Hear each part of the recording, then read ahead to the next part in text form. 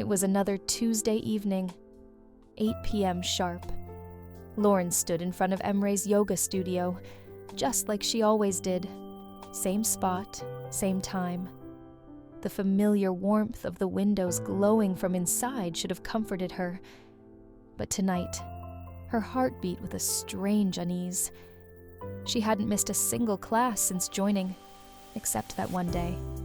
The day she saw Emre with Isla.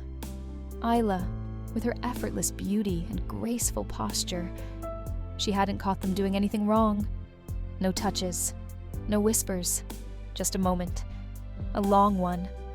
One that carved itself into Lauren's mind like a question with no answer. She sighed, scolding herself silently. "Stop this nonsense," she muttered. "You're making things up again." She tried to smile. After all, Emre had been nothing but sweet, gentle, respectful. Nothing had changed between them, except maybe her. And besides, if anyone had been acting strange lately, it was her. Her phone buzzed again that afternoon. Another message from Alex. It had been weeks since the first one. A sudden flood of memories from a man who had no right to take up space in her life anymore. She remembered how flustered she was when they started coming in, how quickly she'd locked her screen, how Emre had seen her reaction, but never asked. Not a word. What a gentleman, she thought, a quiet chuckle escaping her lips. I'd have asked. I definitely would have asked. She pushed open the door and stepped inside. The familiar scent of incense mixed with eucalyptus filled her lungs. The low hum of calming music floated through the space. And then, a sharp, rhythmic thudding. A hammer? Lauren paused. Of course, the squeaky floorboard. That one plank had become part of the studio's personality. Every class, someone would step on it mid-pose, earning a ripple of laughter across the room. It had been loose forever. But now, bang, bang, bang. The sound stopped.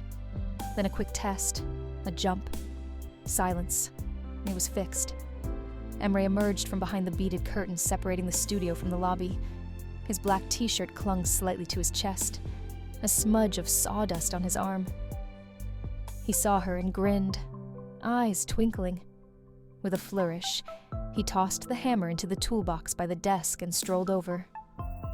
"Hey," he said softly, leaning in and brushing a kiss on her cheek. She blushed. That little gesture, never more, never less, was their quiet ritual. Never too much in public, not in his workplace. That was their unspoken agreement. Lauren nodded and headed toward the locker room, feeling a bit lighter. Then a voice. Familiar. Too familiar. "Hello, cupcake." She froze. Blood rushed to her head. Her knees almost buckled, but she kept walking, forcing her pace to stay calm. Casual. Behind her, she could hear Emre chuckling. "Take one," he said, probably gesturing to the cupcakes at the desk. Cupcakes. The same kind she'd once ruined. "I'll take one too," Emre added. Then the voice again. That voice. "Oh, you already did, my friend. You already did." The words landed like a stone in her stomach. She wanted to spin around, to see who it was, but she already knew. She walked slower, straining to hear more, but there was only silence behind her now. She reached the edge of the hallway and leaned against the wall, her breath caught in her throat. What was he doing here? Why now? Did Emre know who he was?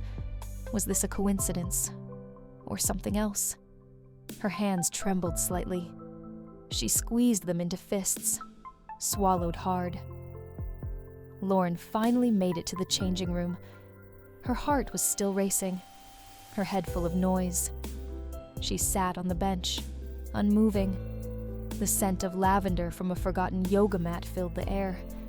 She looked down at her clothes but didn't bother changing.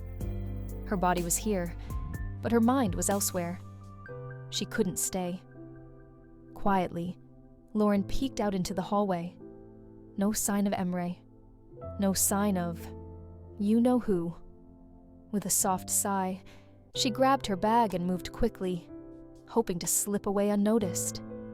As she passed the front desk, she offered a faint smile to the receptionist.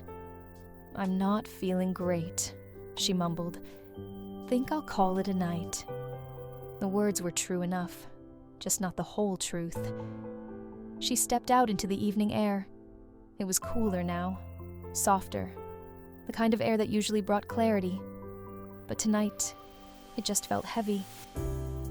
Halfway home, her phone buzzed. A message from Emre. "Hey, just heard you weren't feeling well. Everything okay?" Of course. The receptionist must have told him. She stared at the screen for a moment, her thumb hovering, but she didn't reply. Another buzz. This one hit harder. "Alex, I want you to look me in the eyes and say it, Lauren. Say you don't love me anymore. I don't believe it. There's more to this, and I'm going to figure it out."